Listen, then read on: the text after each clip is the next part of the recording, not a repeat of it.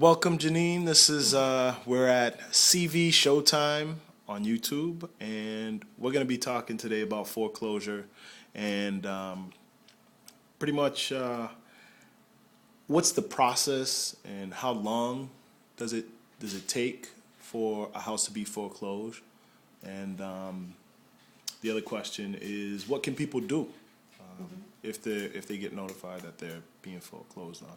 Well, the actual process itself for the bank takes them almost a year. They first send out a foreclosure notification, and then they send out a foreclosure petition. So the notification is the first piece of paper that a bank will send out when a person's maybe 60 days behind or 90 days behind to inform a person that they're going to proceed with the foreclosure process. From there, they'll end up sending out a petition, and then from the petition, they'll finally settle a foreclosure deed. And that whole process takes about a year. Obviously, you don't want to wait until you get into the section where it's already a petition or a deed. As soon as you get a notice, you want to step up and try to be proactive about it.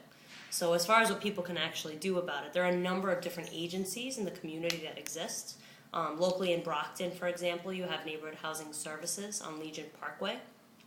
In Boston, you have a group called NACA. There's a Hope Line. If you look online and just Google Hope Line about foreclosures, they'll actually put you in contact with local organizations that do foreclosure loan mediation. So what they try to do is you contact them, you give them all your paperwork, you give them, sign away a right for them to actually speak on your behalf, and they will help you put the pressure on the bank. They're like a third-party negotiator type of thing in between the lender and yourself. Okay. They're not a lawyer. Right. So they're not going to, fight for you in a court sense. Right. But they're going to at least try to get you a modification. And through these third-party negotiators, we've got some nationwide work that's trying to be done with community organizing groups like Brockton Interfaith Community that I work for, who are actually trying to get the banks to step up and do more modifications. So my suggestion to anyone who has gotten their first foreclosure notification, or if they know, they just got unemployed, they're going to have problems, then they should definitely contact one of these groups as soon as possible. Because the earlier on in the process you can handle this, the better off you are. Right. What are some of the issues going on with the banks right now? And there's so many.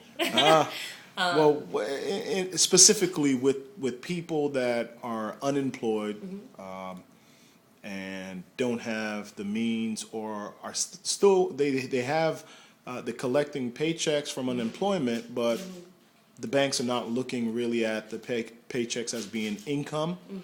They're looking at it as temporary income, and they're not doing anything about it. Is that what I understand? Yes, that's the basic situation. It's the same as if you were to get rehired for a temporary contract with a company.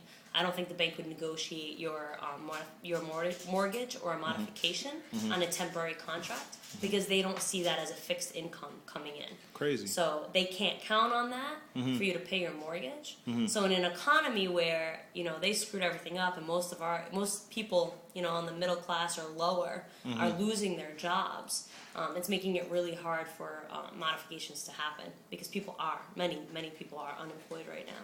So. Wow. On our end, that's another thing that we're trying to work on is to actually get loan assistance for people who are unemployed. So through the TARP money, that huge bailout package that where the is government that? got. Exactly, where is that money? Okay. It hasn't all been spent. Okay. And the banks who actually took money out of that are trying to pay it back as fast as possible. Got it. Because they don't want the government to have any right to tell them what to do. Ah. So on that end, we're trying to get them to renegotiate that TARP money and actually make loans on Main Street. So we call it TARP for Main Street, which is what Congressman Barney Frank is really pushing for. And so, as local individuals, community members, people should be contacting their state legislators and national legislators to push for TARP on Main Street. And that's what would they say when they contact their congressman? They should contact their congresspeople and say, we would like for you to support Congressman Barney Frank's proposal to use TARP money for loans to the unemployed. Okay, so you guys heard it here. If you are in a situation, or even if you're not in a foreclosed situation, you should contact Barney Frank and say what? Not Barney Frank. Contact your legislator. I'm sorry, your legislator. And say what? Support Congressman Barney Frank's proposal to use TARP for loans to the unemployed. That's right. Cool. And we're going to you invited me to Yes. where are we To going? represent us in Washington, D.C., Okay. to sit at the White House, Okay. and to actually have a conversation with President Obama's staff, his economic development staff, to discuss this exact proposal, to really make a push for these loans to go to the unemployed homeowners on the ground, the people who really need the help right now. Right. Right. And I'll keep you guys posted. We are going to DC, and we're going to be documenting as much as possible, and I'll post it up on YouTube for you guys to see, and stay in touch. This is CV Showtime, and we out.